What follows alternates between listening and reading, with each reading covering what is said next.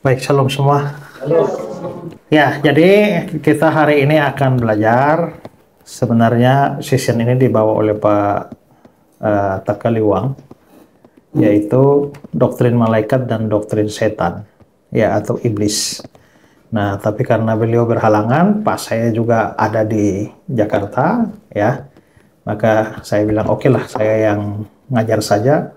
Tapi kalau kita bahas malaikat dengan setan, itu waktunya tidak cukup. Jadi menurut saya bilang Pak Engki, kita harus mengutamakan malaikat daripada setan. Ya, jadi saya hanya akan bahas tentang malaikat saja. Istilah teologianya adalah angelologi, ya, karena dari kata angelos bahasa Yunani yang menurunkan bahasa Inggris angel atau angelologi. Nah, kita mau bahas ini, saudara. Ini bukan khotbah ya, pelajaran ya. Jadi kalau nanti saudara punya pertanyaan, boleh disiapkan. Secara historis itu, doktrin tentang malaikat ini terus terang agak kurang diperhatikan di dalam kasanah teologi Kristen. Para teolog itu berbicara panjang lebar tentang kristologi, doktrin Kristus, soteriologi, doktrin keselamatan, pneumatologi, doktrin Roh Kudus, dan macam-macam yang lain, juga eskatologi, doktrin akhir zaman. Tapi khusus tentang angelologi ini atau angelologi ini, itu kurang mendapatkan perhatian. Kalau saudara baca buku-buku teologi, ya, sudah akan lihat waktu dibahas tentang Roh Kudus, tentang Allah, tentang keselamatan, tentang gereja akhir zaman, tulisannya panjang lebar. Tapi khusus malaikat ini paling hanya 1-2 lembar saja, ya. Nah, secara sejarah itu ada satu orang yang sangat memperhatikan doktrin malaikat, namanya Thomas Aquinas. Nah, karena itu maka Thomas Aquinas ini dikenal sebagai doktor malaikat. Karena dia doktor yang banyak berbicara soal malaikat. Saya tahu ada orang yang satu kali ada orang pesta taman, tiba-tiba ada jangkrik bunyi. Begitu jangkrik bunyi-bunyi, langsung seorang di situ mengatakan bahwa ini ada 99 ekor jangkrik yang sementara bunyi bersama-sama. Lalu orang bilang, bagaimana kau tahu ada 99 ekor? Kan ini bunyi rame-rame semua. Dia bilang, karena seumur hidup saya itu meneliti tentang jangkrik, membedakan bunyi jangkrik yang satu dengan jangkrik yang lain. Karena itu spesifikasi ilmu saya, sehingga saya punya gelar doktor jangkrik. Doktor jangkrik karena dia banyak itu. Nah, ini Thomas Aquinas itu juga dia punya pembahasan tentang malaikat yang sangat detail, sehingga dia dikenal sebagai doktor malaikat. Memang ada juga teolog yang lain yang kemudian bahas, misalnya Agustinus, ya, Bonaventura, juga John Calvin juga itu membahas tentang malaikat. Tapi pertama-tama, mari kita berpikir kenapa ya sampai doktrin tentang malaikat itu jarang dibicarakan sebenarnya, ya, atau kurang diperhatikan. Itu ada beberapa alasan. Alasan pertamanya adalah skeptisisme teolog modern. Yang disebut teolog modern di sini itu adalah teologi liberal, di mana teologi liberal itu berusaha untuk menyingkirkan semua yang supranatural dan semua yang tidak bisa dijelaskan secara logis, maka itu dianggap sebagai tidak ada. Nah, salah satu tokoh dari teologi liberal itu adalah seorang teolog Jerman yang namanya Rudolf Bultmann. Dia membuat sebuah buku dengan judul New Testament and Mythology, dan dia bilang bahwa sebenarnya di Alkitab itu banyak mitos. Banyak mitos di sana, dan itulah cara orang menyampaikan kebenaran. Bapak Ibu, kalau saya bicara bilang, saudara, jangan jadi anak yang durhaka. Waktu saya ngomong anak durhaka, saudara ingat siapa? Maling kundang, kan? Nah, karena ada cerita tentang maling kundang. Pertanyaannya, maling kundang itu memang pernah hidup dalam sejarah? Atau hanya dongeng? Dongeng saja. Tapi dongeng itu penting, kenapa? Karena dongeng itu dipakai untuk menyampaikan sebuah kebenaran, bahwa kebenaran moral tentang kedurhakaan. Anak-anak jangan durhaka.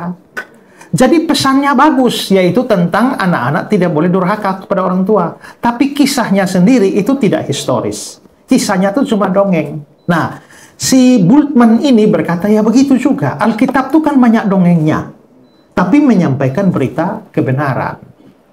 Nah, dan menurut Bultmann ada banyak dongeng. Dan salah satu dongeng di Perjanjian Baru adalah dongeng tentang malaikat. Nah, ini lihat kata-kata Bultmann ya.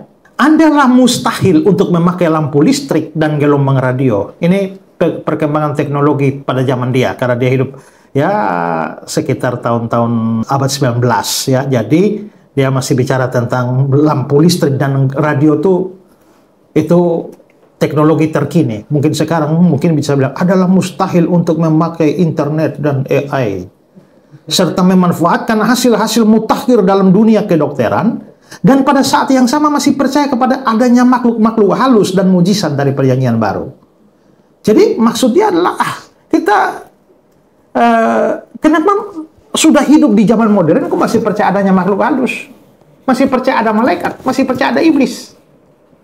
Lalu dia lanjutkan, tidak ada sesuatu yang khusus dalam kepercayaan para penulis Perjanjian Baru terhadap adanya makhluk-makhluk halus itu.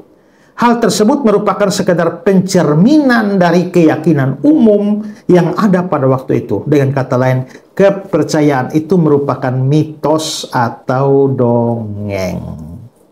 Jadi, menurut Bultmann, bapak teologi liberal ini, setelah eranya Friedrich Schleiermacher, mengatakan bahwa keberadaan malaikat dan setan itu nantinya itu hanya dongeng. Jadi yang namanya kerasukan setan itu tidak ada sebenarnya. Itu tuh cuma gejala kejiwaan dalam perspektif teolog liberal semacam ini. Tapi saudara-saudara, ini aneh. Kalau kita menolak keberadaan malaikat, maka rumitnya adalah itu artinya kita tidak percaya pada Alkitab. Karena di dalam Alkitab, malaikat itu disebut sebanyak 108 kali. Di Perjanjian Baru itu 165 kali. 108 kali itu dalam Perjanjian Lama. Sehingga totalnya ada 273 kali malaikat disebut di dalam Alkitab dan tercatat dalam 34 kitab dari 66 kitab yang kita punya. Dan yang menariknya, Yesus juga bicara soal malaikat. Lihat Matius 13 ayat 39. Waktu menuai ialah akhir zaman dan para penuai ialah malaikat. Matius 22 ayat 30. Ya, tidak dikawinkan melainkan hidup seperti malaikat di surga. Dan banyak lagi. Kalau Tuhan Yesus bicara soal malaikat, lalu ada pendeta yang bilang bahwa malaikat tidak ada, artinya kita tidak percaya Yesus. Jadi, tidak bisa tidak. Kita harus tetap ada percaya adanya makhluk-makhluk dunia roh seperti itu, yaitu malaikat dan iblis. Itu alasan pertama, mengapa sampai ya kurang perhatian, karena pengaruh teolog modern. Kedua, karena malaikat memang tidak pernah jadi topik pembahasan khusus di dalam Alkitab. Biasanya Alkitab membahas hal-hal yang besar dan malaikat itu cuma disinggung saja. Saya kasih kata-kata dari Erikson. Dia bilang, sekalipun ada cukup banyak ayat yang membahas tentang malaikat dalam Alkitab, ayat-ayat itu tidak terlalu membantu kita untuk memahami keadaan mereka. Setiap ayat tentang mereka selalu berkaitan dengan pokok yang lain. Tidak pernah malaikat dibahas secara tersendiri. Kenyataan Allah tidak pernah dimaksudkan untuk memberitahu kita tentang wujud para malaikat. Ketika malaikat disebut selalu dalam rangka memberikan keterangan selanjutnya kepada kita tentang Allah, apa yang dia lakukan dan bagaimana dia melakukannya. Dengan kata lain, saudara, kesaksian Alkitab tentang malaikat itu sifatnya sekunder, bukan primer, ya, bukan mau menampilkan kepada kita biografi malaikat atau profil malaikat, tapi itu ada kisah yang lain, hal lain yang mau dibicarakan dan malaikat hanya hadir sebagai figuran saja. Jadi kalau di film tuh ya tidak pernah malaikat tuh jadi lakon utamanya. Itu cuma hanya ya pemeran pembantu, pemeran pelengkap saja. Nah, contohnya di Kejadian pasal 28, Yakub melihat malaikat naik turun dari tangga bumi surga. Tapi fokus itu bukan tentang malaikat, tapi tentang perjumpaan Yakub dengan Tuhan Allah. Di Keluaran 23 ayat 20, Allah berfirman akan mengutus seorang malaikat untuk melindungi Israel. Fokus utama bukan malaikat. Jadi, Keluaran 23 ayat 20 itu fokusnya itu adalah tentang perlindungan terhadap Israel. Tapi fokusnya bukan malaikat. Cerita-cerita Injil di Matius dan Markus dan Lukas itu cerita tentang malaikat banyak. Menampakkan diri pada Maria, kepada Yusuf. Tapi fokusnya bukan malaikat. Fokusnya tentang kelahiran Tuhan Yesus. Dan lain-lain sebagainya. Jadi memang malaikat kurang mendapatkan perhatian di dalam Alkitab. Meskipun demikian, karena itu memang ada di Alkitab, maka kita mencoba mempelajari malaikat dengan keterbatasan data yang ada di dalam Alkitab. Sekarang kita mau bahas beberapa hal. Pertama, mari kita bahas apa itu malaikat. Malaikat itu apa? Arti kata malaikat itu apa? Dalam bahasa Ibrani adalah malak. Ya, malak itu, dan dalam bahasa Yunaninya adalah angelos. Dan kedua kata ini itu mempunyai arti. Nah, jadi malak atau angelos itu artinya adalah pesuruh. Arti kata dasarnya pesuruh atau yang diutus. Maka dengan pengertian semacam ini, maka kalau misalnya saya, mana Pak Beri? Pak Beri, saya mau utus Pak Beri ke Pontianak. Maka Pak Beri itu adalah yang diutus. Maka dialah malaknya, angelosnya, atau malaikat. Jadi siapa saja yang diutus itu malaikat. Nah, ini ada berapa malaikat yang diutus dari I3 nih? Untuk melayani di sini. Namanya malaikat. Bahwa malaikat punya arti demikian itu terlihat dalam beberapa ayat. Mari Ayub 1 ayat 14. Datanglah seorang pesuruh kepada Ayub. Kata pesuruh di situ itu dari bahasa Ibrani-nya datanglah seorang malak. Berarti pesuruh itu malaikat, pembantunya Ayub itu malaikat. Oke, Lukas 7 ayat 24. Setelah suruhan Yohanes itu pergi, kata suruhan itu dari bahasa Yunani angelon. Angelos, angel. Maka suruhannya Yohanes itu malaikat. Lukas 9:52. Dan dia mengirim beberapa utusan mendahului dia, angelos. Karena itu saudara, kata malaikat itu bisa berarti berkaitan dengan manusia juga. Manusia bisa disebut sebagai malaikat. Karena itu maka nabi juga bisa disebut malaikat. Ayo, nabi mana yang disebut malaikat? Ada itu. Nabi yang disebut malaikat itu namanya Nabi Malaki. Yang dalam bahasa Indonesia Maleaki. Jadi kata Malaki atau Maleaki itu artinya utusan atau malaikat. Itulah sebabnya juga di dalam Wahyu pasal yang kedua dan 3 itu muncul banyak istilah malaikat. Lihat ya, Wahyu 2 ayat 1. Tuliskanlah kepada malaikat jemaat di Efesus. Tuliskanlah kepada malaikat jemaat di Smyrna. Tuliskanlah kepada malaikat jemaat di Pergamus. Itu bukan berarti masing-masing gereja ada malaikatnya. Maksudnya malaikat makhluk roh, bukan. Jadi maksudnya tuliskanlah kepada malaikat jemaat. Malaikat jemaat artinya bahwa, itu artinya apa? Orang yang diutus memberitakan Injil di jemaat Pergamus disebut malaikat Pergamus. Orang yang diutus untuk memberitakan Injil di Smyrna disebut malaikat jemaat Smyrna. Orang yang diutus untuk beritakan Injil di GKPR namanya malaikat GKPR. Nah gitu. Jadi pertanyaan saya, siapa malaikat jemaat GKPR? Ada malaikat kepalanya Pak Engke, ya, lalu itu malaikat-malaikat yang lain ya. Jadi jangan anggap remeh mereka loh. Begini-begini malaikat itu, ya. Nah, tapi kata malaikat itu punya pengertian yang lain. Pengertian dasarnya adalah pesuruh atau utusan, tapi dia mempunyai pengertian khusus. Pengertian khususnya adalah itu merujuk kepada makhluk-makhluk rohani yang diciptakan oleh Tuhan dan bertugas melayani Tuhan. Itu disebut malaikat. Makanya contoh Matius 24 ayat 36. Malaikat-malaikat di sorga. Matius 25 ayat 31. Semua malaikat bersama-sama dengan dia.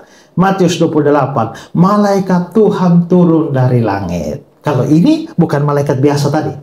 Ini malaikat khusus yang menunjuk pada makhluk roh. Jadi saya juga malaikat. Tapi berbeda pengertiannya dengan malaikat makhluk roh ini ya. Oke, jelas definisinya? Sekarang mari kita lihat asal-usul malaikat. Dari mana ini malaikat ini ada? Secara logika, kita harus berpikir bahwa segala sesuatu itu bersumber dari Tuhan. Maka malaikat tidak mungkin ada sendiri. Malaikat pasti diciptakan oleh Tuhan. Mazmur 148. Pujilah dia, hai segala malaikat. Terus di bagian bawahnya, maka semuanya, dia memberi perintah, maka semuanya tercipta. Semuanya termasuk yang mana? Yang segala malaikat di atas. Berarti segala malaikat itu diciptakan oleh Allah. Kolose 1 ayat 16. Karena di dalam dialah, di dalam Kristus, telah diciptakan segala sesuatu. Segala sesuatu yang ada di sorga dan yang ada di bumi. Yang ada di bumi itu apa? Ikan, kodok, ular, ya, batu, kayu, semua. Tapi juga segala sesuatu yang ada di surga. Yang di surga itu siapa? Yang malaikat itu, ya. Yang kelihatan dan yang tidak kelihatan. Tuhan menciptakan yang kelihatan, tapi yang tidak kelihatan juga Tuhan ciptakan. Misalnya apa yang tidak kelihatan? Kuman, virus, itu kan tidak kelihatan tuh ya. Tapi juga termasuk malaikat yang tidak kelihatan. Ibrani 1 ayat 7. Dan tentang malaikat-malaikat dia berkata, yang membuat malaikat-malaikatnya. Yang membuat malaikat. Berarti malaikat dibuat. Nehemia 9 ayat 6. Hanya engkau adalah Tuhan. Engkau yang menjadikan segala bala tentaranya. Engkau memberi hidup kepada bala tentara langit. Bala tentara langit itu bisa merujuk kepada malaikat. Kejadian 2 ayat 1. Demikianlah diselesaikan langit dan bumi dan segala isinya. Isi apa? Isi bumi, isi langit. Isi bumi ini yang kita ada semua ini. Isi langit. Ya bisa benda-benda penerang termasuk malaikat juga. Dan Wahyu 4 ayat 11 memberikan kesimpulan bahwa sebab engkau telah menciptakan segala sesuatu. Kalau itu termasuk malaikat. Ya, jadi malaikat dicipta. Sekarang saya tanya saudara, malaikat dicipta kapan? Sebelum manusia atau setelah manusia? Sebelum ya. Oke. Sebelum Tuhan menciptakan langit dan bumi atau sesudahnya? Seorang teolog namanya Louis Berkhof, dia bilang begini, waktu penciptaan mereka tidak dapat ditentukan dengan tepat. Kita nggak tahu pasti malaikat itu diciptakan kapan. Ada dua kemungkinan. Pertama, malaikat diciptakan sebelum penciptaan dunia. Jadi dunia belum ada, malaikat ada duluan. Dasarnya apa? Ayub pasal 38, ayat 4. Di manakah engkau ketika aku meletakkan dasar bumi? Ceritakanlah kalau engkau punya pengertian. Pada waktu bintang-bintang fajar bersorak-sorak bersama semua anak Allah bersorak-sorai. Nah, istilah bintang fajar dan anak Allah itu digambarkan, ditafsirkan sebagai malaikat dan berarti mereka bersorak-sorak pada saat Tuhan meletakkan dasar bumi. Berarti sebelum bumi ada, mereka sudah ada duluan, diciptakan duluan. Seperti kata Ray Ray, Alkitab tidak menyatakan secara pasti kapan malaikat itu dicipta. Malaikat-malaikat itu hadir ketika dunia diciptakan. Jadi tentulah mereka diciptakan sebelum penciptaan dunia. Riley mengacu kepada Ayub 38 ayat 7, tapi dalam versi NIV. All the angels shout for joy. Semua malaikat bersorak kegirangan waktu dunia diciptakan. Berarti mereka sudah ada sebelumnya. Tapi pendapat kedua mengatakan bahwa malaikat sudah diciptakan dalam hari-hari penciptaan. Dasarnya apa? Sekarang lihat Kejadian 2 ayat 1. Demikianlah diselesaikan langit dan bumi dan segala isinya. Ini Kejadian 2. Kapan cerita Tuhan menciptakan bumi, langit dan bumi? Di Kejadian 1. Di Kejadian 2 kasih kesimpulan, demikianlah diselesaikan langit dan bumi dan segala isinya. Itu berarti termasuk langit dan segala isinya, itu diselesaikan dalam hari penciptaan. Nehemia 9 ayat 6, engkau telah menjadikan langit, ya langit segala langit, dan segala bala tentaranya. Nah, bala tentara langit itu mencakup malaikat. Itu berarti termasuk bagian dari karya penciptaan langit. Lalu Keluaran 20 ayat 11, sebab 6 hari lamanya Tuhan menjadikan langit dan bumi, laut dan segala isinya. Berarti Tuhan menciptakan langit dan segala isinya, termasuk malaikat, dalam 6 hari. Jadi, kapan malaikat dicipta? Sebelum 6 hari itu, atau di dalam 6 hari? Kita tidak tahu. Sekarang coba lihat tabel ini. Nah, ini tabelnya saja ya, pandangannya. Inti pandangannya, dasar Alkitabnya apa, lalu para teolog-teolog itu yang dukung pandangan itu siapa-siapa saja. Jadi saudara lihat bahwa itu ada teolog-teolog hebat ada di situ. Jadi teolog-teolog juga terbagi dua pandangannya.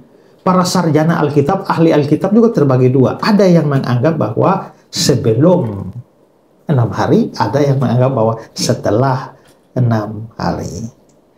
Kalau saya ditanya bagaimana, saya juga nggak tahu juga mana yang benar. Hanya bisa berikan dua kemungkinan.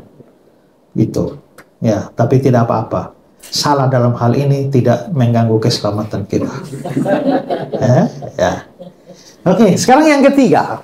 Hakikat dan penampilan malaikat. Seperti apa malaikat itu dan bagaimana rupa mereka? Nah, kita mau melihat dari catatan Alkitab. Pertama, saudara, malaikat itu adalah makhluk berpribadi. Pribadi itu apa? Saya secara pribadi. Pribadi itu apa? Saya secara pribadi dan anjing saya secara pribadi. Bisa begitu?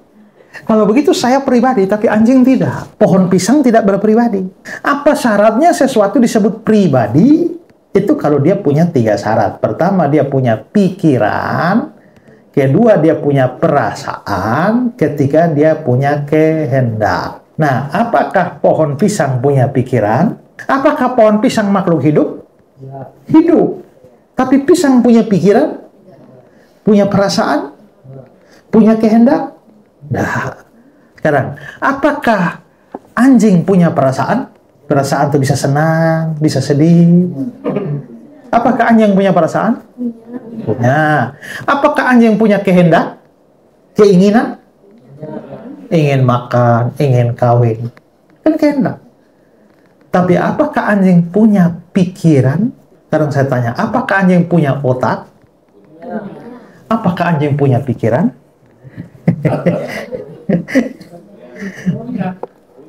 Itu tergantung definisi pikiran itu apa, ya. Pikiran itu apa? Nah, para ahli mengatakan bahwa anjing itu atau binatang semuanya tidak punya pikiran. Mereka bergerak berdasarkan insting mereka. Karena itu biarpun binatang itu punya perasaan dan kehendak, tapi tidak masuk kategori pribadi. Manusia punya pikiran, punya perasaan, punya kehendak. Nah, malaikat bagaimana? Ternyata malaikat punya pikiran. Coba lihat Daniel 8 tuh ya. Dan aku mendengar dari tengah sungai Ulai suara manusia berseru, Gabriel, itu malaikat, jelaskanlah penglihatan kepadanya. Lalu datanglah dia di tempat aku berdiri, berkatalah, pahamilah hai anak manusia. Berarti malaikat ini bisa menjelaskan. Berarti dia punya pikiran. No? Lukas 1 ayat 19, jawab malaikat itu kepadanya, akulah Gabriel yang melayani Allah, yang diutus berbicara dengan engkau, menyampaikan kabar padamu. Dia nggak bisa menyampaikan kabar kalau dia tidak punya pikiran. 1 Petrus 1 ayat 12. Hal itu malaikat-malaikat pun ingin mengetahui. Berarti mereka punya pikiran yang ingin tahu. Malaikat juga punya perasaan. Di Lukas 2 ayat 13, memuji Allah. Berarti ada perasaan sukacita dalam diri malaikat yang mau memuji Allah.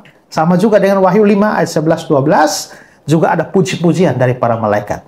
Lukas 15 ayat 10, demikian juga akan ada sukacita pada malaikat-malaikat Allah kalau satu orang berdosa bertobat. Berarti malaikat juga bisa senang. Ada sukacita. Perasaannya ada. Dan malaikat punya kehendak.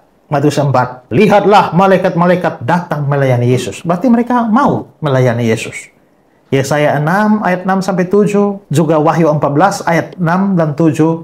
Semuanya menunjukkan malaikat punya kehendak. Maka pertama-tama malaikat itu betul-betul pribadi. Ada dalam tanda petik 3 4 makhluk yang berpribadi. Dalam tanda petik. Pertama, Tuhan pribadi. Karena Tuhan punya pikiran, perasaan, kehendak. Kedua, malaikat itu pribadi. Ketiga, setan itu pribadi. Dan keempat, kita manusia itu pribadi. Selain itu, ciptaan yang lain bukan pribadi. Kedua, malaikat itu makhluk roh. Lihat Ibrani 1, ayat 13 ada kata malaikat. Tapi di bagian bawah, ayat 14, mereka semua, maksudnya mereka malaikat semua itu adalah roh-roh yang melayani. Mereka disebut sebagai roh. Apa itu roh? Kalau roh itu artinya tidak bersifat fisik. Karena roh itu tidak bersifat fisik, sekarang saya bisa lihat saudara, saudara bisa lihat saya. Kenapa? Karena saya punya tubuh. Tapi kalau saya tidak pakai tubuh, apa yang saudara lihat? Nggak bisa dilihat kan? Nah, makanya setan itu roh. Makanya saudara tidak bisa lihat setan. Ya, kecuali dikasih karunia khusus. Maka saudara mungkin tidak tahu bahwa yang duduk di sebelah saudara itu setan. Bukan maksudnya ini bukan yang fisik ya, mungkin dia di celah-celah ini ada. Ya, di dalam gereja juga ada setan. Banyak. Maka setan bisa sangat banyak tapi kita tidak tahu. Bisa penuh di rumah kita tapi kita tidak tahu. Nah, sama juga malaikat juga begitu. Malaikat makhluk roh, maka dia tidak bisa dilihat. Kecuali Tuhan membuka mata rohani seseorang, baru dia bisa lihat. Coba lihat 2 Raja-Raja 6 ayat 17. Ini kan anak buahnya Elisa ini kan takut ya kan. Lalu Elisa, jangan takut, tenang saja. Banyak yang mendukung kita. Banyak apa? Lalu berdoalah Elisa, ya Tuhan, bukalah kiranya matanya supaya dia melihat. Maka Tuhan membuka mata bujang itu sehingga dia melihat. Tampaklah gunung itu penuh dengan kuda dan kereta berapi keliling Elisa.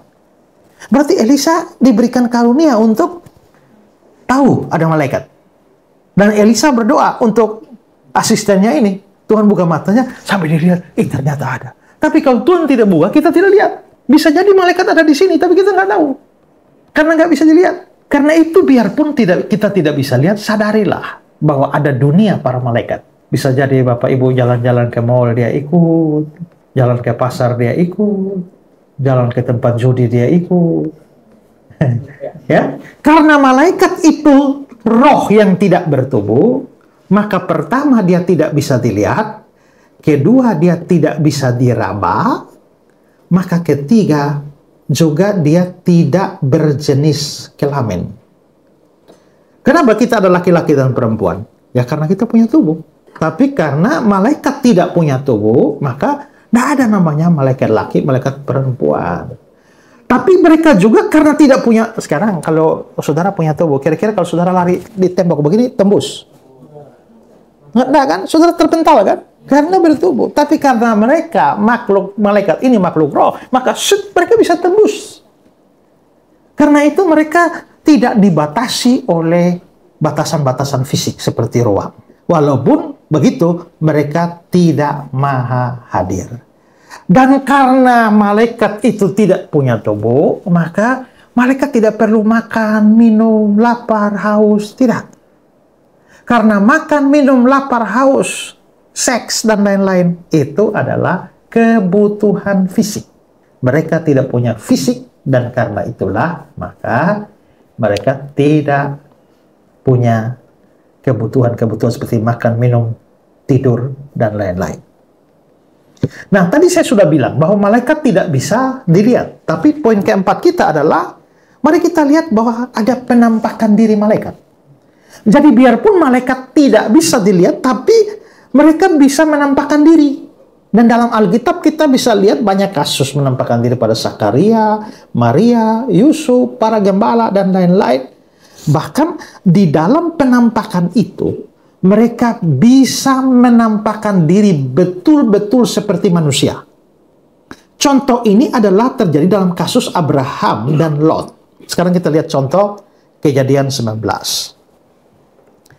Kedua malaikat itu tiba di Sodom pada waktu petang. Lot sedang duduk di pintu gerbang Sodom. Dan ketika melihat mereka, berarti Lot bisa lihat kan? Artinya ini malaikat lagi menampakkan diri dalam rupa manusia. Makanya bisa dilihat. Bangunlah dia menyongsong mereka lalu sujud dengan muka sampai ke tanah dan berkata, Tuhan, Tuhan, silakan singgah di rumah hambamu ini, bermalamlah di sini, basuhlah kakimu. Ya, ayat ketiga. Tapi kalau dia sangat mendesak mereka, singgahlah mereka. Dua malaikat itu singgah dan masuk ke dalam rumahnya. Kemudian dia menyediakan hidangan bagi mereka. Dia membakar roti dan tidak berani, lalu mereka makan. Tadi kan malaikat tidak perlu makan. Tapi sekarang dengan menampakkan diri dan bisa dilihat, mereka bisa makan. Itulah sebabnya Ibrani pasal 13 ayat 2 bilang begini. Jangan kamu lupa memberi tumpangan kepada orang, sebab dengan berbuat demikian, beberapa orang dengan tidak diketahuinya telah menjamu malaikat-malaikat. Jadi bisa jadi satu hari ada orang bapak tua berkunjung ke rumah saudara, minta makan, saudara usir dia, ternyata itu malaikat. Ya, ternyata itu malaikat. Nah ini kan lotnya begitu kan, makanya dia bilang beberapa orang dengan tidak diketahui menjamu malaikat. Jadi mereka undang makan, ternyata itu malaikat. Jangan-jangan di balik pengemis itu ada malaikat itu. Oke, ini berikut daftar penampakan. Saudara, saya kasih lihat. Nanti saudara bisa ambil slide ini ya, dibagikan supaya saudara bisa punya pegangan juga ya. Jadi itu penampakannya kepada Hagar, Abraham, Lot, Yakub. Jadi ada perjanjian lama kira-kira 11 kali penampakan. Lalu di perjanjian baru itu ada kira-kira 10 penampakan sampai di Kornelius. Terkait dengan penampakan ini, maka kita mau catat beberapa hal. Pertama, mereka selalu menampakkan diri dalam rupa laki-laki dan bukan perempuan. Mereka kan tidak punya jenis kelamin kan? Jadi tidak ada malaikat laki, tidak ada malaikat perempuan. Tapi kalau mereka menampakkan diri, tidak pernah menampakkan diri sebagai perempuan. Selalu laki-laki. Ya, coba lihat Kejadian 18. Ketika dia mengangkat mukanya, dia melihat 3 orang berdiri di depannya. Nah, kata 3 orang laki-laki, anasim, itu dalam bahasa Ibrani bentuk jamak dari is, dan itu laki-laki. Ya sama seperti kita kan, bahasa Inggris juga kan, ya dia. Kan kalau kita di Indonesia bilang dia, kita tidak tahu itu laki-laki atau perempuan kan. Tapi ketika kita bilang he, kita sudah tahu otomatis laki-laki. Si otomatis perempuan. Nah itu tata bahasa Ibrani juga begitu. Jadi ketika dia pakai kata anasim, di mana bentuk jamak dari is, kita sudah tahu 3 orang ini laki-laki. Jadi malaikat menampakkan diri dalam laki-laki. Lalu pasal 19 ayat 1 dan 2. Kedua malaikat itu tiba di Sodom. Lalu ayat 2, lalu sujudnya dengan muka sampai ke tanah serta berkata, nyonya, nyonya. Kalau malaikat menampakkan diri sebagai perempuan, mestinya Lot bilang nyonya, nyonya. Tapi ternyata bilang tuan, tuan. Berarti menampakkan diri sebagai laki-laki. Dan ini ingat, ini di Sodom. Dan saudara ingat kasus Sodom, orang-orang laki-laki di Sodom mau pakai mereka homoseks. Berarti memang mereka menampakkan diri sebagai laki-laki. Daniel 8. Sedang aku Daniel melihat penglihatan itu dan berusaha memahaminya, maka tampaklah seorang berdiri depanku, rupanya seperti seorang laki-laki. Lalu aku mendengar di tengah sungai Ulai itu suara manusia berseru, Gabriel. Bukan malaikat. Nama laki-laki ya. Kalau perempuan mestinya dibilang Gabriela. Daniel 9 ayat 21 juga begitu ya. Datanglah kepadaku Gabriel, nama laki-laki. Lukas 1:19, akulah Gabriel, laki-laki itu. Nanti Gabriel ini dalam bahasa Ibrani ke bahasa Arab jadi Jibril. Dan masih banyak ayat yang menunjukkan bahwa itu laki-laki. Kenapa sampai malaikat selalu menampakkan diri sebagai laki-laki dan bukan perempuan? Karena dalam dunia kuno, laki-laki dianggap sebagai figur yang diasosiasikan dengan kekuatan, kepemimpinan, kewenangan. Dan budaya kuno itu utusan resmi kerajaan, itu tidak pernah perempuan. Laki-laki. Karena itulah maka para malaikat ini utusan resmi dari Tuhan. Supaya cocok dengan budaya waktu itu. Maka mereka menampakkan diri sebagai laki-laki. Dan ada alasan lain, supaya menghindari penyembahan berhala. Kenapa? Karena pada zaman kuno seperti itu, ada banyak penyembahan kepada dewi-dewi selain dewa-dewa. Karena apa? Karena dewi-dewi itu dianggap identik dengan kesuburan. Karena itu kalau sampai ada malaikat perempuan, kemungkinan besar akan disembah. Karena itulah maka menampakkan diri sebagai laki-laki. Karena itu saudara-saudara, kalau saudara harus menggambar malaikat, jangan gambar malaikat perempuan. Tapi banyak gambar sekarang itu malaikatnya seperti gambar ini. Ya, wah, cantik-cantik ya malaikatnya, angelnya. Ya, next. Ya, bagus-bagus, cantik-cantik. Tapi ini salah. Kalau mau menggambar malaikat, gambarlah malaikat laki-laki. Karena di Alkitab tidak pernah ada malaikat perempuan. Kedua, dalam berbagai peristiwa penampakan, para malaikat biasanya menampakkan diri dengan wajah yang terang, mulia, dan sering menakutkan. Memang ada kalanya seperti di Kejadian 18-19, dia menampakkan diri, ya bahkan Lot pun tidak tahu. Itu normal. Tapi banyak malaikat menampakkan diri dalam keadaan yang begitu mulia. Dan coba kita lihat contoh. Lukas 24 ayat 44. Tiba-tiba ada dua orang berdiri dekat mereka memakai pakaian berkilau-kilauan. Bajunya mengkilat. Kisah 10. 4 hari yang lalu aku sedang berdoa di rumah. Tiba-tiba ada seorang berdiri depanku. Pakaiannya berkilau-kilauan. Wahyu 10. Dan aku melihat seorang malaikat lain yang kuat turun dari surga, berselubungkan awan dan pelangi ada di atas kepalanya. Mukanya sama seperti matahari, kakinya bagaikan tiang api. Dalam tangannya dia memegang sebuah gulungan kitab kecil terbuka. Dia menginjakkan kaki kanannya ke atas laut dan kaki kirinya di bumi. Dia berseru dengan suara nyaring sama seperti singa mengaum. Ngeri ya? Karena itu orang-orang yang biasa lihat malaikat, itu ketakutannya minta ampun. Lukas 1, 11-12. Maka tampaklah kepada Sakaria seorang malaikat Tuhan. Ayat 12. Melihat itu, terkejutlah dan menjadi takut. Lukas 2. Tiba-tiba berdiri seorang malaikat Tuhan. Dan mereka sangat ketakutan. Ayat 10. Kata malaikat itu, jangan takut. Berarti memang mereka takut. Matius 28. Seorang malaikat Tuhan turun dari langit dan datang ke batu menggulingkan lalu duduk di atasnya. Wajahnya bagaikan kilat, pakaiannya putih bagaikan salju. Penjaga-penjaga gentar ketakutan dan menjadi seperti orang mati. Mengerikan sekali kalau lihat malaikat itu ya. Hakim-Hakim 13 ayat 6. Telah datang kepadaku seorang abdi Allah yang rupanya sebagai rupa malaikat Allah amat menakutkan. Daniel 8. Gabriel, berarti malaikat kan, buatlah orang ini memahami penglihatan itu. Lalu datanglah ia, Gabriel datang ke tempat aku berdiri. Ketika dia datang, terkejutlah dan jatuh tertelungkup. Daniel 10. Kuangkat mukaku lalu kulihat tampak seorang berpakaian lenan berikat pinggang emas dari Ufas. Tubuhnya seperti permata Tarsis, wajahnya seperti cahaya kilat, matanya seperti sulu yang menyala-nyala, lengan dan kakinya seperti kilau tembaga dan digilap. Dan suara ucapannya seperti gaduh orang banyak. Demikianlah aku tinggal seorang diri ketika melihat penglihatan besar itu. Hilanglah kekuatanku. Aku menjadi pucat sama sekali. Dan tidak ada lagi kekuatan padaku. Lalu ku dengar ucapannya. Ketika aku mendengar suara ucapannya, jatuh pingsanlah aku tertelungkup muka ke tanah. Saudara, orang kalau ketemu malaikat, ketakutannya minta ampun. Jatuh pingsan. Kayak orang mati. Makanya jangan kirim aku malaikatmu. Dia datang, saudara bisa pingsan itu ya. Ya kan? Ya.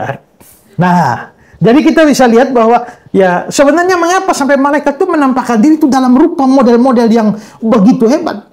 Ya karena mereka mau menegaskan bahwa yang mereka bawa ini pesan dari Allah, dari Tuhan, bukan dari Tuhan yang berkuasa. Dan itu untuk menggugah rasa hormat, rasa kesadaran akan kekudusan Allah yang mereka bawa. Itu kedua, catatan kedua. Catatan ketiga, kadang-kadang mereka menampakkan diri dengan bersayap. Tidak selamanya, tapi kadang-kadang bersayap. Beberapa kasus. Yesaya 6. Para serafim berdiri di sebelah atasnya, masing-masing mempunyai 6 sayap. 2 sayap dipakai untuk menutupi muka mereka, 2 sayap dipakai untuk menutupi kaki mereka, 2 sayap dipakai untuk melayang-layang. Tapi seorang daripada serafim itu terbang.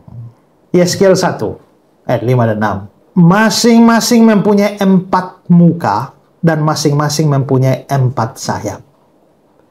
Yeskiel 10, ayat 5. Dan bunyi sayap kerup-kerup kedengaran sampai ke pelataran. Kerup-kerup itu malaikat. Wahyu pasal 4 ayat 8. Dan keempat makhluk itu masing-masing bersayap 6, sekelilingnya dan sebelah dalamnya penuh dengan mata. Berapa sayap? Sayap-sayapnya penuh dengan mata. Bisa bayangkan? Nah, kira-kira modelnya kayak begini. Kayak gambar ini nih ya. Ada 6 sayap dan penuh dengan mata. Saudara, ketemu begini, senang atau takut?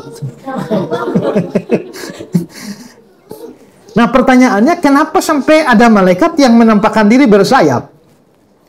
Mungkin itu simbol kecepatan. Karena zaman itu, sayap untuk terbang itu sangat cepat. Dan maksudnya adalah bahwa mereka ditugaskan untuk melakukan satu tugas dengan sangat cepat oleh Tuhan. Yang tidak bisa santai-santai. Dan juga itu menggambarkan perlindungan dengan 2 sayap menutupi muka. Artinya kemuliaan Allah itu begitu luar biasa sampai harus ditutupi. Mereka tidak sanggup untuk bisa memandang kemuliaan Allah. Keempat, catatan ini. Ingat, mereka tidak pernah menampakkan diri sebagai seorang anak kecil atau bayi. Tidak ada satu ayat di dalam Alkitab pun yang menampakkan malaikat kanak-kanak. Semua malaikat yang menampakkan diri itu adalah laki-laki dewasa. Malaikat yang datang kepada Abraham, kepada Lot, kepada Gideon, Daniel, Zakaria, semuanya ya itu adalah malaikat dalam rupa orang dewasa. Tidak pernah. Mengapa mereka menampakkan diri, tidak menampakkan diri dalam bentuk bayi? Kenapa ya malaikat tidak menampakkan diri dalam bentuk bayi? Karena mereka tidak pernah jadi bayi. Malaikat-malaikat diciptakan itu langsung dewasa kan? Itu sama seperti Adam. Waktu Adam itu tidak pernah jadi bayi. Begitu Adam diciptakan sudah dewasa. Begitu juga malaikat.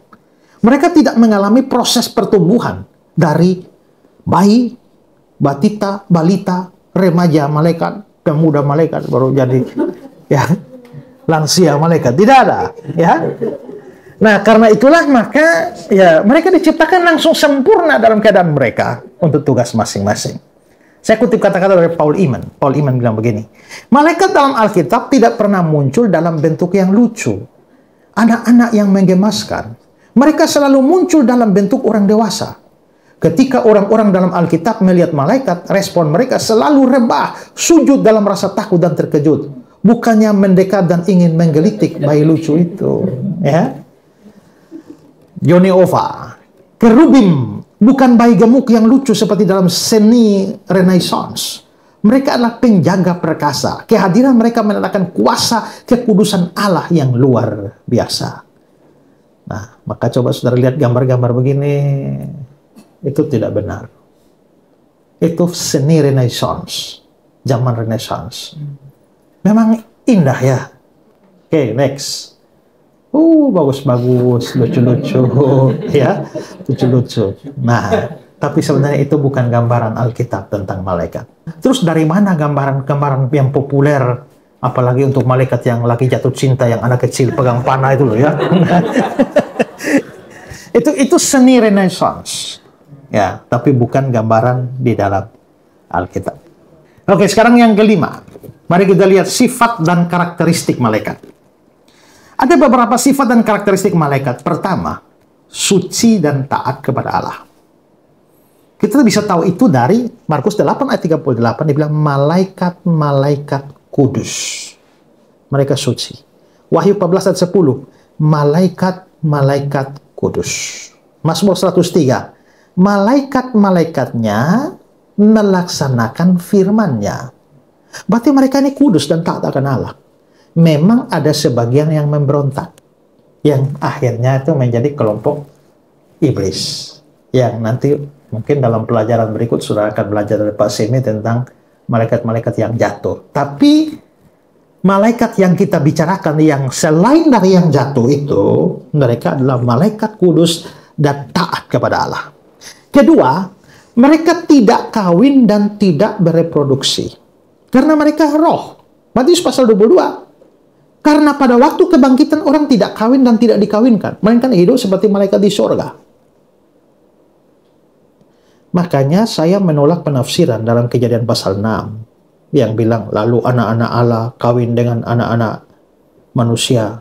Lalu keturunan mereka menjadi keturunan raksasa. Lalu ada tafsiran bahwa itu karena malaikat kawin dengan manusia. Nah, bisa malaikat kawin bagaimana? Dia kan makhluk roh, tidak punya tubuh. Nah, jadi malaikat itu tidak kawin. Dan karena itu malaikat tidak pernah ada malaikat hamil lalu beranak cucu. Ini berimplikasi apa? Ini berimplikasi bahwa jumlah malaikat tidak pernah bertambah. Tidak pernah ada malaikat baru. Begitu juga tidak pernah ada iblis baru. Ya, ini contoh ya. Misalnya Tuhan cipta malaikat seluruhnya 1 juta. Lalu 300.000 memberontak lalu jadi iblis tuh. Berarti iblisnya 300.000 tuh ya. Yang malaikat taat 700.000. Tidak pernah bertambah lagi jumlah iblis maupun jumlah malaikat. Itu sudah pas itu jumlahnya. Karena mereka tidak kawin sehingga tidak beranak. Berikut adalah tidak dapat mati mereka. Lihat Lukas 20:36. Sebab mereka tidak dapat mati lagi. Mereka sama seperti malaikat-malaikat. Jadi nanti kalau kita sudah di surga tidak mati lagi. Sama seperti malaikat. Nah sekarang saudara, kalau tadi malaikat tidak kawin maka jumlah tidak bertambah. Sekarang malaikat tidak mati maka jumlah tidak berkurang. Jumlah tidak berkurang, dengan kata lain, malaikat-malaikat itu jumlahnya tetap. Termasuk yang kelompok gelap yang jadi iblis itu nanti akan dihukum tapi tidak dilenyapkan. Sehingga kalau di total malaikat sama iblis semua itu jumlahnya tetap. Nggak pernah berkurang. Poin berikut. Mereka sangat berkuasa walaupun masih terbatas. Coba lihat 2 Petrus 2:11. Padahal malaikat-malaikat sendiri yang sekalipun lebih kuat dan lebih berkuasa dari mereka, maksud mereka ini manusia. Maka ayat ini eksplisit bahwa malaikat itu memang lebih kuat, lebih berkuasa. Daniel 10. Kemudian Mikael, salah seorang dari pemimpin terkemuka, datang menolong aku. Contoh dari perjanjian baru, kisah 5. Mereka menangkap rasul-rasul itu lalu memasukkan mereka dalam penjara kota. Tapi waktu malam seorang malaikat Tuhan membuka pintu-pintu penjara dan membawa mereka keluar. Kunci pintu penjara dikunci, bagaimana malaikat bisa bongkar itu? Kisah 12. Tiba-tiba berdirilah seorang malaikat Tuhan dekat Petrus. Cahaya bersinar dalam ruangan itu. Terus malaikat itu menepuk Petrus dan membangunkannya. Bangun segera. Gugurlah rantai itu dari tangan Petrus. Dia cuma ngomong. Rantai putus.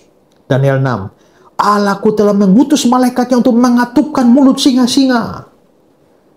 Ada lagi Herodes Antipas itu. Kisah 12. Karena dia kurang ajar, lalu seketika dia ditampar malaikat, lalu mati dimakan cacing-cacing. 2 Raja-Raja 19. Maka pada malam itu keluarlah malaikat Tuhan. Dibunuhnya 185.000 orang. Satu malam malaikat bunuh 185.000 orang. Jadi malaikat itu kekuatannya luar biasa. Makanya waktu mereka mau tangkap Yesus di Getsemani, lalu Petrus angkat pedang mau bela dia, Tuhan Yesus bilang, sangkamu aku tidak bisa minta lebih dari 12 pasukan malaikat membela aku? Tidak usah minta 12 pasukan, kirim satu saja. Dia bisa bunuh 185.000 orang. Nah itu tentara yang mau tangkap Yesus itu ada berapa? Makanya kalau Yesus tidak mau naik ke atas salib, tidak ada orang bisa bawa dia ke salib. Itu hanya karena dia memang sadar misinya untuk mati. Makanya dia membiarkan diri ditangkap. Tapi kalau dia mau bela diri, satu malaikat saja selesai semua. Biarpun mereka hebat, tapi mereka tidak berkuasa. Ya, tidak maha kuasa maksudnya. Karena ya ada perbedaan kemampuan. Ada malaikat-malaikat tertentu yang lebih hebat kekuatannya dari malaikat yang lain. Dan kadang-kadang mereka bisa dihalangi oleh, ingat ya, iblis itu kan juga ex-malaikat. Waktu grup malaikat yang memberontak lalu jadi iblis, hilang kesuciannya, tapi tidak hilang kekuatannya. Maka malaikat dengan grup iblis itu kekuatannya berimbang. Jadi kalau mereka perang itu rame. Ya, perang itu rame itu. Oke, sekarang saya kasih contoh. Saudara lihat Daniel 10. Lalu katanya kepadaku, jangan takut Daniel. Ini yang ngomong nih malaikat. Ini malaikat ngomong sama Daniel, jangan takut Daniel, sebab telah didengarkan perkataanmu sejak hari pertama engkau berniat mendapatkan pengertian. Jadi Daniel berdoa pada Tuhan. Sebenarnya waktu Daniel berdoa, Tuhan sudah dengar. Lalu Tuhan kirim malaikat, bawa jawabannya. Jangan takut Daniel, sebab telah didengar perkataanmu sejak hari pertama engkau berniat untuk mendapatkan pengertian. Ayat 13. Tapi rupanya waktu malaikat itu membawa, ada kekuatan jahat lain yang menghalangi malaikat itu. Saya bilang kan kekuatan berimbang. Jadi rupanya malaikat yang diutus membawa jawaban doa dari Tuhan untuk Daniel, itu malaikat kelas rendahan. Ternyata dihadang oleh iblis kelas atas. Makanya macet. Sampai akhirnya malaikat kelas atas harus turun. Tapi kemudian Mikael, salah seorang dari pemimpin-pemimpin terkemuka, datang menolong aku. Aku siapa? Malaikat itu. Berarti malaikat itu kemampuannya beda-beda. Begitu juga iblis. Karena grupnya malaikat. Maka ada iblis kelas atas, ada iblis kelas bawah. Makanya ada iblis kelas atas. Kalau iblis kelas bawah kamu usir, pergi. Tapi kalau iblis kelas atas, murid-murid usir saja tidak bisa pergi. Makanya Yesus bilang, jenis ini hanya bisa diusir dengan doa dan puasa. Artinya jenis yang lain tidak perlu puasa juga usir bisa. Gitu? Tapi jenis yang ini artinya ada perbedaan kekuatan di kalangan mereka. Sama juga dengan di dalam malaikat. Nah, jadi rupanya saudara, kalau saudara baca semua ayat itu, jawaban doa bagi Daniel tertunda 21 hari. Gara-gara ada hadangan dari dunia roh. Ya, maka sangat mungkin juga ya, bahwa saudara berdoa-berdoa, Tuhan sudah kirim malaikat, tapi masih macet. Mungkin karena ada peperangan di udara. Ya, kita tidak lihat. Ini kan dunia roh.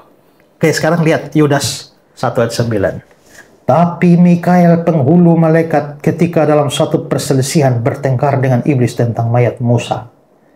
Jadi rupanya kan Musa itu kan tidak masuk Kanaan kan. Tuhan hanya suruh lihat saja. Habis itu kan mati. Di mana kuburannya Musa? Tidak ada itu. Tapi dalam dunia roh ternyata ada perebutan mayat Musa. Ketika dalam suatu perselisihan bertengkar dengan iblis tentang mayat Musa. Jadi rupanya Mikael mau ambil mayatnya Musa.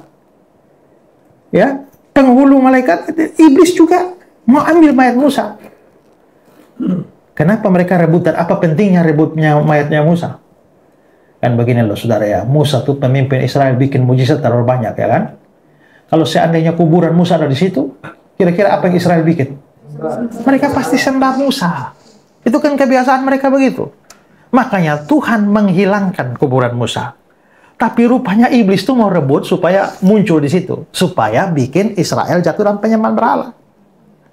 Ini kan kita tidak tahu. Ini peristiwa dalam dunia roh. Pertarungan. Tapi sekarang saudara lihat.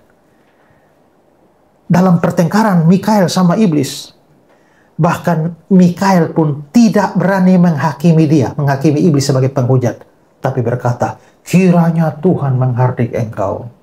Artinya, seperti Mikael pun tidak maha kuasa. Walaupun kekuasaannya besar. Nah, saudara lihat yang saya jelaskan. Artinya, dalam dunia realitas fisik, kita nggak tahu apa-apa. Tapi ternyata dalam dunia roh, itu pertempuran jalan terus itu. Makanya saudara harus sadar. Di dunia roh ada peperangan. Itulah disebut gerakan kesadaran peperangan rohani. Ada amin saudara-saudara? Nah, begitu itu. Oke, kelima. Malaikat itu kelihatannya levelnya lebih tinggi dari manusia. Dari mana kita lihat tahu bahwa levelnya lebih tinggi. Ada banyak ya. Tetapi saudara kalau melihat Alkitab terjemahan Lembaga Alkitab Indonesia, coba lihat ini di surat Ibrani. Next. Anak Allah lebih tinggi daripada malaikat. Anak Allah ini kan Yesus. Yesus lebih tinggi dari malaikat. Terus nanti Ibrani 2 ayat 9. Next. Tapi dia yang untuk waktu yang singkat dibuat sedikit lebih rendah dari malaikat, yaitu Yesus. Tadi dia bilang dia lebih tinggi dari malaikat. Yesus lebih tinggi dari malaikat. Kenapa sekarang dibuat lebih rendah? Karena dia jadi manusia. Artinya, memang manusia itu levelnya lebih rendah dari malaikat. Nah, kalau manusia levelnya lebih rendah dari malaikat, ingat, iblis itu juga jenis malaikat. Maka kita itu levelnya lebih rendah dari malaikat. Karena itu jangan anggap remeh iblis.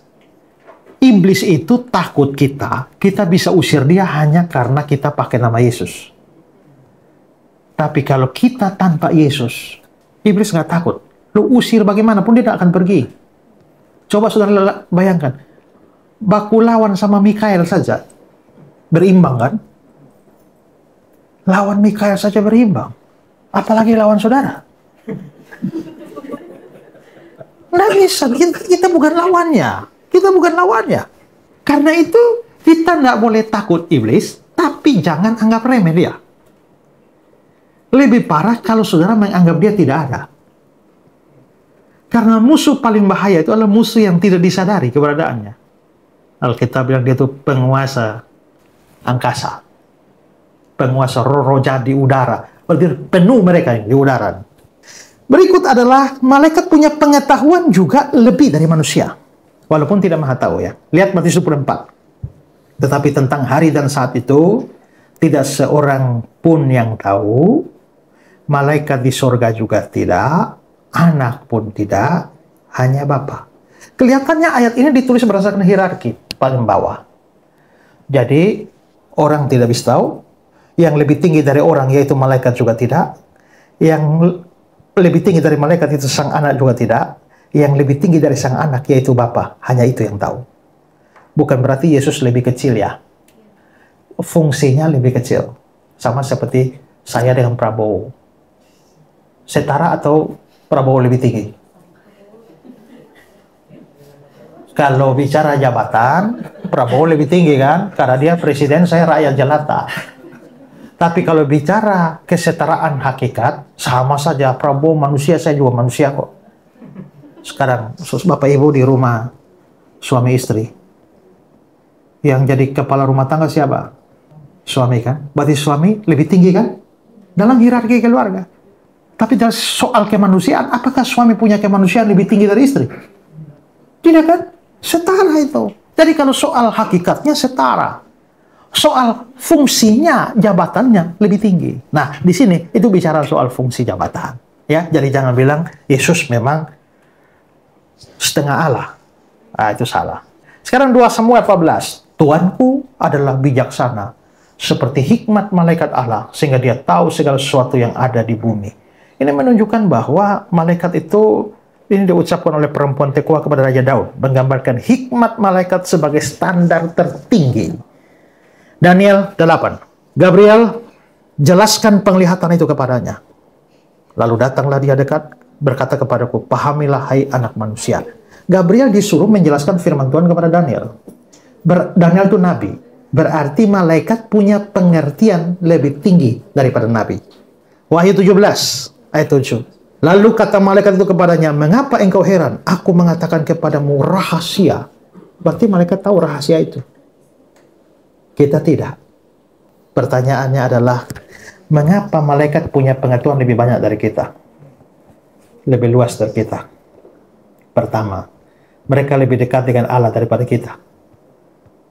Kedua, mereka umurnya lebih panjang dari kita. Ya toh? Kita itu paling muda 60, 70.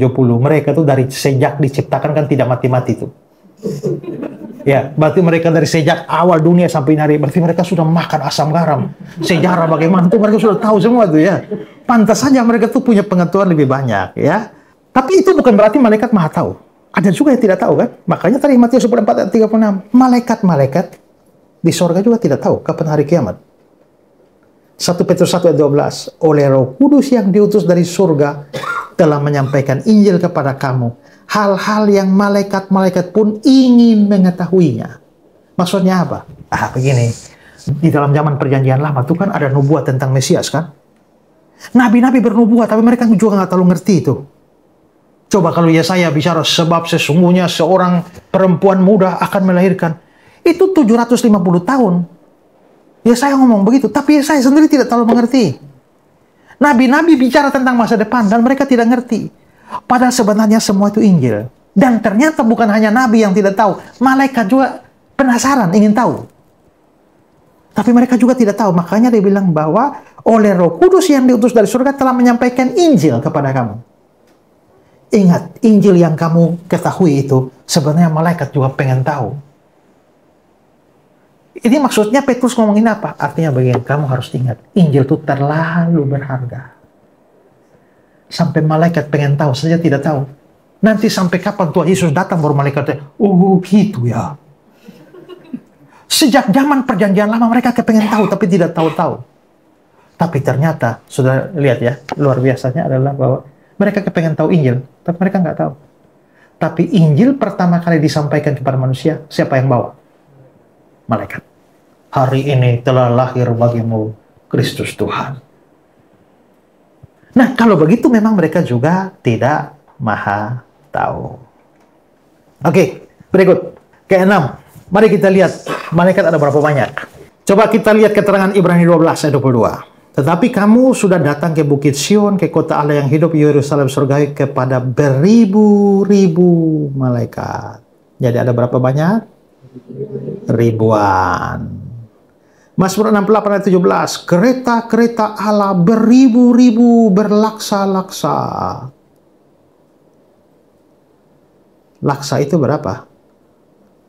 Oke, lihat Daniel 7 ayat 10. Suatu sungai api timbul mengalir dari hadapan, 1000 kali beribu-ribu melayani dia, selaksa kali berlaksa-laksa. Satu laksa 10.000.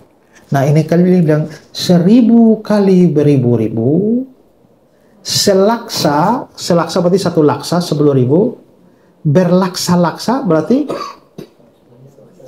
berpuluh-puluh ribu, berarti ada puluhan ribu. Oke, lihat Matius 26. Atau kau sangka bahwa aku tidak dapat berseru kepada Bapakku supaya dia segera mengirim lebih dari 12 pasukan malaikat membantu aku? Yesus bilang, aku bisa meminta lebih dari 12 pasukan. Kata pasukan ini legion. Kata, itu istilah militer. Satu legion itu terdiri dari 6.000 tentara. Jadi kalau lebih dari 12.000 legion, artinya 12 kali 6.000. Berarti ada 72.000 minimal. Makanya saudara, waktu ada orang kerasukan setan kan, terus Yesus bilang, siapa namamu? Dia jawab apa? Legion. Legion itu 6.000. Berarti setan yang merasuk itu orang 6.000. Saudara-saudara, satu setan merasuk saudara saja sudah kesetanan. Gitu? Apalagi sampai 6.000 setan. Dan itu memungkinkan bahwa seseorang dirasuk lebih dari banyak setan. Makanya dia bilang, coba siapakah namamu? Dia bilang legion. Legion itu bukan nama, legion itu jumlah. Siapakah namamu? Itu sama seperti, siapakah namamu? Batalion. Satu batalion atau satu peleton, ya kan? Siapakah namamu? 6.000.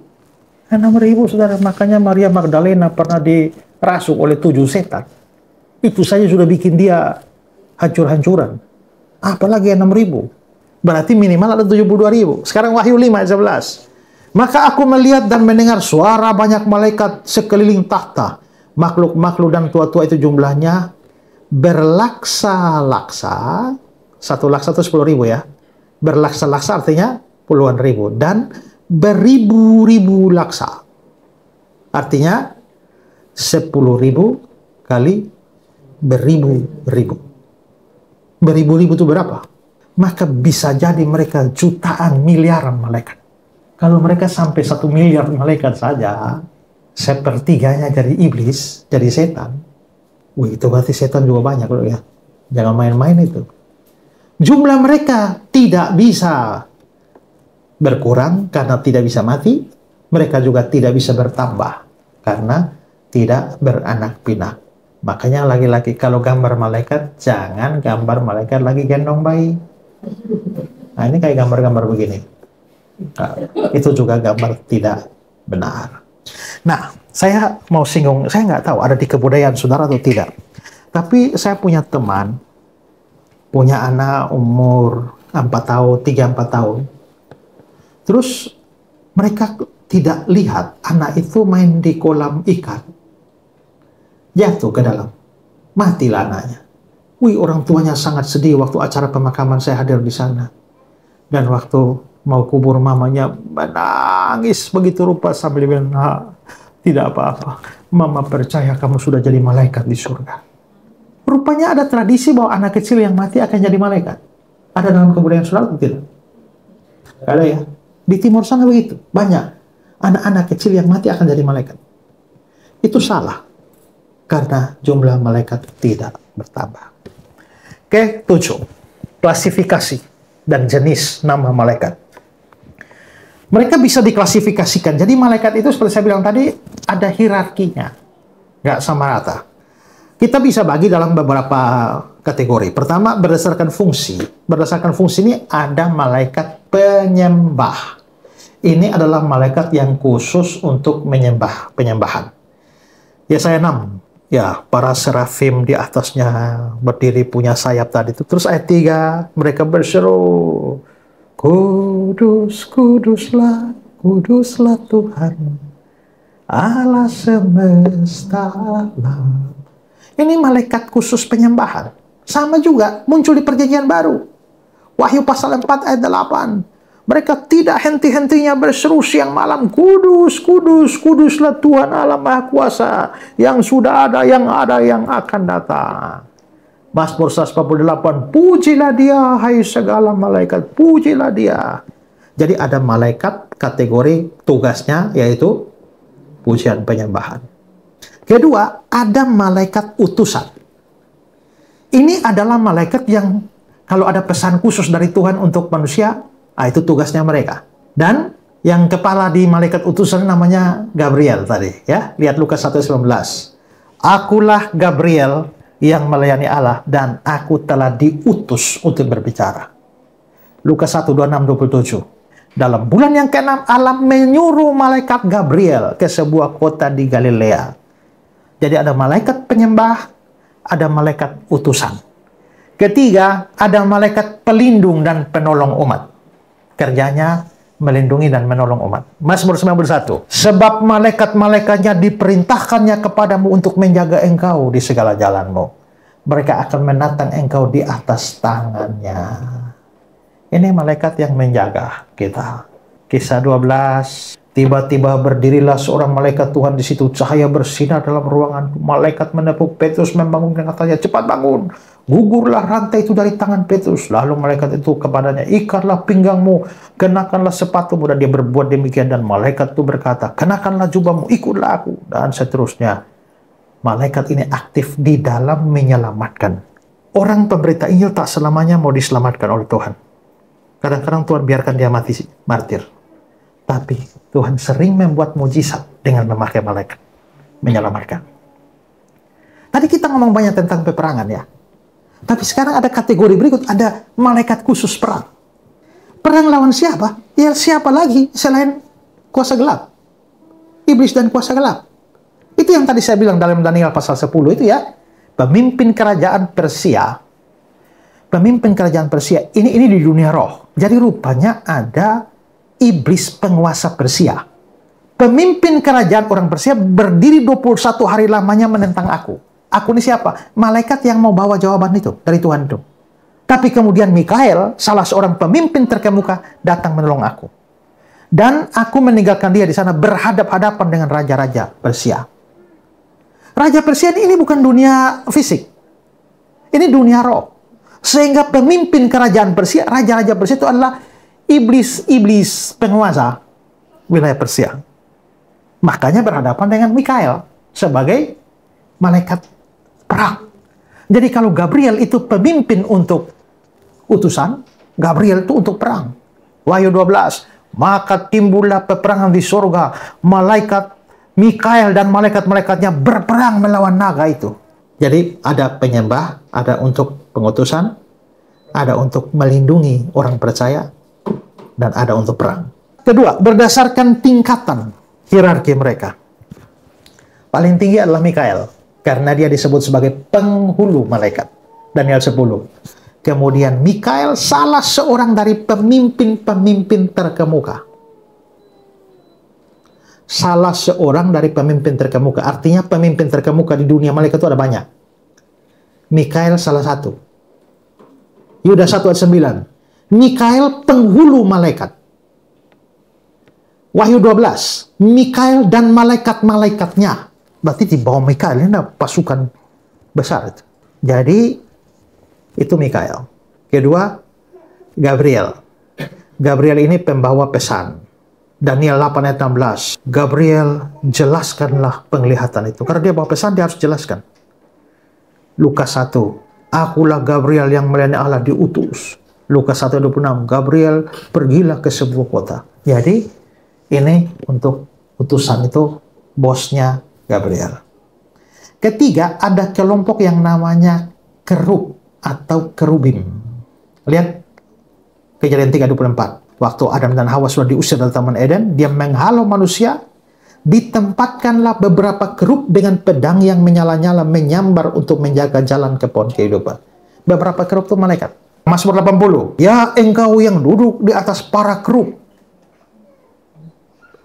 Yesaya 37. Ya Tuhan semesta alam, Allah Israel yang bertahta di atas kerubim. Dan masih banyak yang lain. Nah, kerub atau kerubim itu malaikat jenis apa? Louis Berkhof bilang begini, keberadaan mereka yang luar biasa juga menunjukkan kuasa dan kemuliaan mereka. Lebih dari makhluk-makhluk lain, para malaikat itu disebut mempunyai kuasa, kemuliaan, dan keagungan Allah. Dan bertugas menjaga kesuciannya di Taman Eden, di tabut perjanjian bait suci, dan pada waktu Allah turun ke bumi. Berarti kerub ini apa? Ini malaikat penjaga kekudusan Allah. Grup berikut namanya serafim. Lihat Yesaya 6 ayat 2. Para serafim berdiri di sebelah atas. Ayat 6. Tapi seorang dari para serafim itu. Nah, serafim ini apa? Kita lihat lagi Louis Berkhof. Berbeda dengan kerubim, para serafim melayani di sekitar tahta Allah, menyanyikan puji-pujian dan senantiasa siap melaksanakan perintah Allah. Kalau para kerubim disebut sangat kuat, maka serafim disebut sangat mulia di antara para malaikat. Para kerubim menjaga kesucian Allah. Para serafim melaksanakan pendamaian dan dengan demikian mempersiapkan manusia agar layak menghadap pada Allah. Ya, ini para pelayan Allah. Dan para serafim inilah yang digambarkan dalam kitab Wahyu dengan gambaran simbolis. Bagaimana? Tadi kan kita lihat para serafim itu punya 6 sayap ya. Sekarang coba lihat Wahyu 4. Di hadapan tahta itu ada lautan kaca bagaikan kristal. Di tengah tahta itu ayat 7. Ya, dan di sekelilingnya ada 4 makhluk yang penuh dengan mata. Di sebelah depan, di sebelah belakang. Makhluk yang pertama seperti singa. Makhluk yang kedua sama seperti anak lembu. Makhluk ketiga mempunyai muka seperti muka manusia. Makhluk keempat sama seperti burung nasar yang sedang terbang. Dan keempat makhluk itu masing-masing bersayap 6. Sekelilingnya dan sebelah dalamnya penuh dengan mata. Dan dengan tidak henti-hentinya berseru siang malam, kudus, kudus, kuduslah Tuhan Allah yang Maha Kuasa. Berarti mereka ini ada di hadapan tahta Allah untuk menyembah. Sekarang kategori ketiga. Jenis malaikat dalam penggambaran Alkitab. Pertama ada yang namanya malaikat Yahweh. Lihat Keluaran 3:2. Malaikat, saudara lihat ya, itu malaikat itu M besar. Berarti ini bukan malaikat sembarangan. Biasa kalau malaikat biasa M-nya kecil, ini M-nya besar. Lalu Tuhan, T-U-H-A-N, itu dari Yod-He-Waw-He, Yahweh. Maka ini adalah malaikat Yahweh. Hakim-Hakim 6 ayat 12. Malaikat Yahweh. Ini malaikat jenis macam apa ini? Tuhan Yesus. Itu kan pribadi kedua Tritunggal. Dia sudah dari kekal bersama dengan Bapa dan Roh Kudus. Tapi dia baru datang ke dunia sebagai manusia, abad pertama lahir lewat Maria. Tapi sebelum itu, dia juga sudah menampakkan diri beberapa kali dalam perjanjian lama. Tapi dia menampakkan dirinya dalam rupa malaikat. Itu disebut teofani. Malaikat Yahweh. Kedua, ada malaikat pelindung bangsa. Itu di Daniel pasal 10 ayat 13, Daniel 10 ayat 21, dan Daniel 12 ayat 1. Ketiga, ada bala tentara surga. Ini pasukan dalam jumlah besar. Lukas 2 ayat 13, sejumlah besar bala tentara surga. Matius 26, 12 pasukan malaikat. Ini pasukan. Kelihatan ini bagian untuk peperangan. Itu kategori-kategori. Sekarang nama-nama mereka. Tadi sudah saya singgung, tapi sekarang kategori berikut adalah nama pertama adalah Mikael. Mikael itu artinya siapakah seperti Allah, dia penghulu dan pelindung. Nama kedua adalah Gabriel. Gabriel itu artinya kekuatan Allah.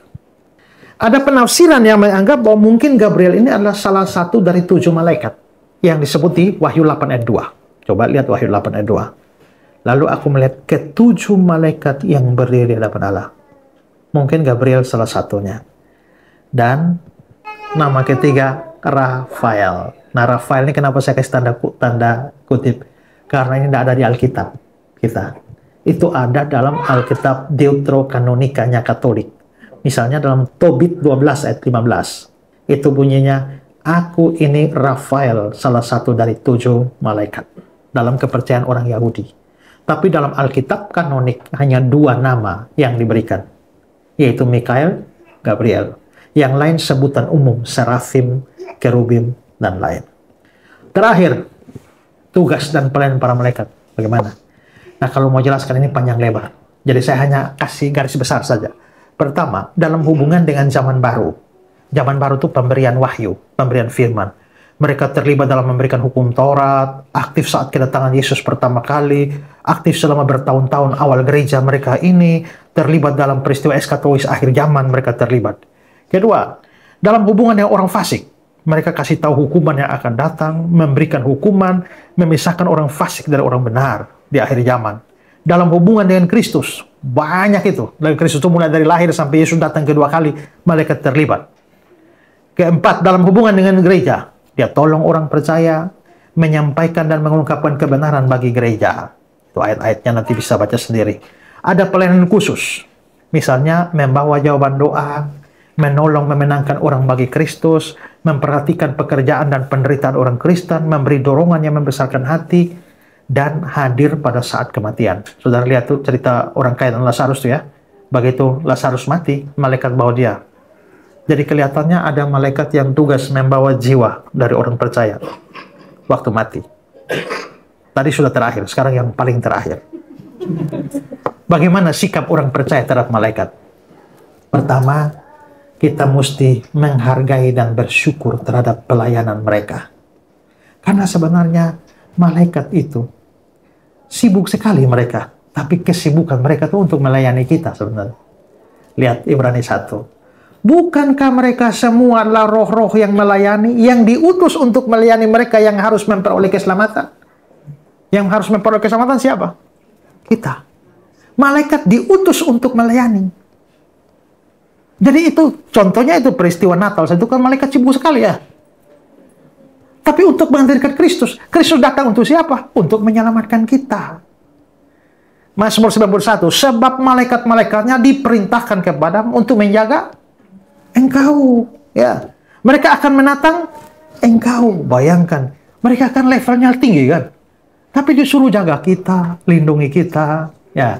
Karena itu, walaupun kita tidak lihat mereka, tapi kita mesti bersyukur kepada Tuhan karena pekerjaan mereka. Kedua, tidak boleh sembah malaikat. Walaupun mungkin kita kagum-kagum dengan malaikat, tapi tidak boleh menyembah. Itu sesat, ajaran sesat. Kolose 2. Janganlah kamu biarkan kemenanganmu dirampas oleh orang yang suka merendahkan diri dan beribadah kepada malaikat. Saudara, kalau saudara tahu-tahu ada malaikat datang dan saudara sembah malaikat, dan dia diam-diam saja, dia senyum-senyum saja, percayalah itu pasti malaikat yang menyamar. Karena malaikat asli pasti akan tolak penyembahan. Lihat Wahyu 22. Dan setelah aku mendengar dan melihatnya, aku sujud di depan kaki malaikat yang telah memperlihatkan semua itu padaku untuk menyembahnya. Tapi dia berkata kepadaku, jangan berbuat demikian. Aku adalah hamba sama dengan engkau, saudara-saudaramu dan para nabi. Semua mereka menuruti perkataan, sembahlah Allah. Kalau malaikatnya benar, dia pasti tolak penyembahan. Dia serahkan penyembahan kepada Allah. Tapi ingat, ada satu oknum yang senang sekali mau merebut penyembahan kita. Bahkan dia datang pada Yesus. Semua ini akan kuberikan padamu asal engkau sujud menyembah aku. Ya kan? Yesus saja ditawar, apalagi saudara. Supaya apakah iblis menyuruh supaya berhenti menyembah Yahweh? Tidak.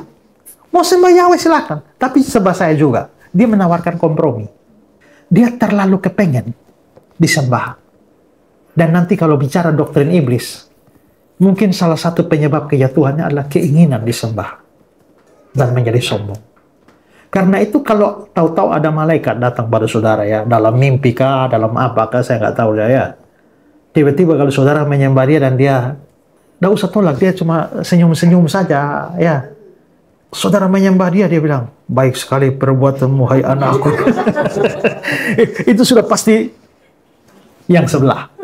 Dan ketiga, tidak boleh terobsesi untuk mencari kontak dengan malaikat. Alkitab tidak pernah memerintahkan kita untuk mengundang malaikat datang atau berkomunikasi langsung dengan malaikat. Malaikat bisa Tuhan utus untuk berkomunikasi dengan kita. Tapi jangan atas inisiatif sendiri saudara undang. Datanglah hai Mikael, oh haleluya, Gabriel, tidak boleh. Tidak boleh. Semua komunikasi dalam dunia roh, termasuk panggil-panggil roh segala macam, itu dikecam di dalam Alkitab. Okultisme. Ulangan 18. Di antaramu jangan didapati seorang pun mempersembahkan anaknya laki-laki pada perempuan korban bakaran dalam api, atau menjadi petenung, atau seorang peramal, seorang penelaah, seorang sihir, atau menjalankan jampi-jampi, atau yang bertanya kepada arwah, atau kepada roh peramal yang meminta petunjuk kepada orang mati. Setiap orang yang melakukan hal itu kekejian bagi Tuhan, dan seterusnya. Jadi firman Tuhan melarang ada pembukaan komunikasi dalam dunia roh dengan makhluk-makhluk lain. Tidak boleh. Entah itu iblis, itu malaikat, atau arwah orang mati. Tidak boleh. Tapi kita cenderung bertanya kepada roh-roh ya. Kenapa orang hidup selalu bertanya kepada orang mati? Karena orang hidup pikir orang mati lebih tahu. Dan lebih banyak tahu. Tapi tidak peduli dia lebih banyak tahu, tidak boleh. Makanya kita jangan berdoa untuk orang mati dan jangan berdoa kepada orang mati. Kalau mereka sudah mati, selesai. Ya, kalau saudara hanya omong-omong dalam rasa kangen kepada papa mama ya, saudara omong tanpa bermaksud berkomunikasi, hanya ungkapan perasaan. Aduh, bapak, ayah dengarkan, aku ingin ya itu hanya ungkapan perasaan. Tapi kalau saudara kepengen benar-benar berbicara dengan ayahmu yang sudah mati, itu dilarang oleh Alkitab. Saudara kalau di Kupang sana itu, kalau sudah 24 Desember dan 31 Desember, saudara lihat kuburan penuh sekali. Dan banyak orang, termasuk orang Kristen, pergi dan bicara dengan orang mati dalam kuburan. Bapak, sekarang Bapak punya anak sudah lulus SMA, dia mau kuliah. Kira-kira menurut Bapak dia kuliah kedokteran atau hukum? Oh, ngomong panjang, saudara. Saya pikir itu kalau tiba-tiba ada suara hukum.